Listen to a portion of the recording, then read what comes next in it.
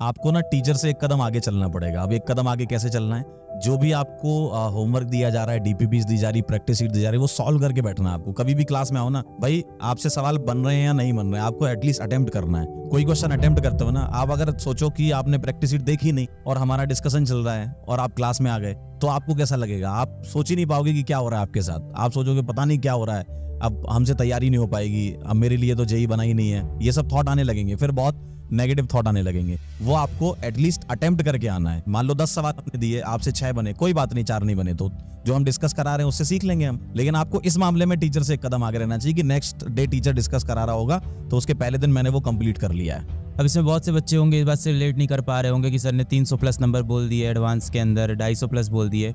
अभी मैं 5 बच्चों से मिला था, लास्ट ईयर के प्रयास के थे, तो वो 210 220 के बीच में थे।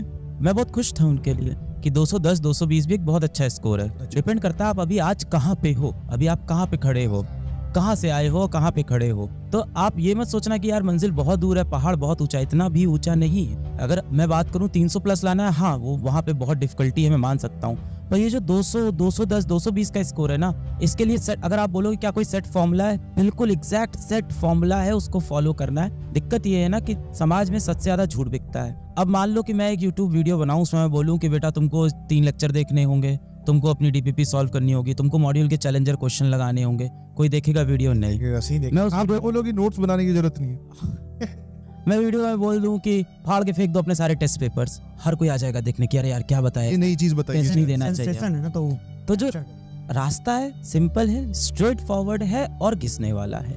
तो आपको मैं प्रैक्टिकल एडवाइस यही दे रहा हूँ कि 210 220 कहीं नहीं गए अगर आपने सारी बातें फॉलो कर ली और बैच में आप लास्ट तक रुक गए। हाँ, जो 300 प्लस का स्कोर होता है उसमें कहीं ना कहीं आपके 11 12 की मेहनत, 9 10 की मेहनत, आपका IQ सब कुछ मैटर करता है। यही सच है बेटा। IIT एडवांस के अंदर किस्मत, कितनी बड़ी चीज किस्मत है। अभी एक बच्चा हमारे टेस्ट में, हर टेस्ट के अंदर 320 330 मार रहा था, एडवांस देके आया 303 नंबर रह गया। बहुत दुखी हो गया था उस दिन, बोला कि सर 303 नंबर रह गया, मेरे तो 320 तो आने ही थे मिनिमम। हमारा पेपर एडवांस से थोड़ा टफ बन रहा था, तो बड़ा दुखी हो गया। मैंने कहा कोई बात नहीं यार, बच्चे वो एक दिन है, कोई बात नहीं, खराब हो गया। तो वो गिरा भी तो कहाँ गिरा, वो 300 नंबर पे गिरा। तो हाँ ऑफकोर्स लक भी है, वो दिन भी है, पर ऐसा नहीं कि उस दिन के गिरने से आप 50 नंबर 60 नंबर पीछे चले जाते हो, थोड़ा बहुत वेरिएशन होता है। तो मैं मानता हूँ 300 प्लस लाने के लिए आप कह सकते हो सर मेरी तो अब औकात ही नहीं है, मेरी अब चांस ही नहीं है। पर अगर आप ये बोलो कि सर मैं 200 नंबर भी नहीं ला सकता हूँ, तो फिर आप मक्कारी कर रहे हो। यहाँ से 200 नंबर लाने का टाइम भी बचा है, रास्ता भी है, मटेरियल भी है। इसी मटेरियल से, इन्हीं क्लासेस से पढ़ के हर साल भारत में कितने सारे बच्चे IIT एडवांस में सेलेक्ट हो रहे हैं। बेटा आप भी हो सकते हो, सिर्फ आपको ना अपने दिमाग के तार पूरी तरह से काटने हैं, अपना दरवाजा पूरी तरह से बंद करना है। किसी इंसान के लिए, किसी इमोशन के लिए, किसी भी चीज के लिए जगह नहीं होनी चाहिए आपके पढ़ाई के सिवा। हाँ सर एक और मतलब लॉजिकल है, जैसे मतलब मुझे नीट का ज्यादा नहीं पता है, बट इंजीनियरिंग में तो अगर मान लो आप IIT दिल्ली में एडमिशन आपका हो गया, नो डाउट कंप्यूटर साइंस में हुआ तो बहुत अच्छी बात है। बट अगर आप IIT दिल्ली में भी पहुंच गए 5000 रैंक के साथ या 4000 के साथ, तो आप उस कॉलेज में तो पहुंच गए ना भाई। तो मतलब मैं ये नहीं बोल रहा हूँ कि रैंक 1 और रैंक 5000 इक्विवेलेंट है, वो नहीं बोल रहा हूँ। बट अगर आप 4000 5000 6000 तक आते हो, तो आप किसी ना किसी IIT में एक अच्छी ब्रांच के साथ आप अपनी डिग्री परस्यू कर रहे होगे। और जब वहां पहुंचोगे तो और n नंबर ऑफ, क्योंकि वहां पे कॉलेज की कहानी अलग है भाई, वो भी बैठ के समझाई नहीं जा सकती।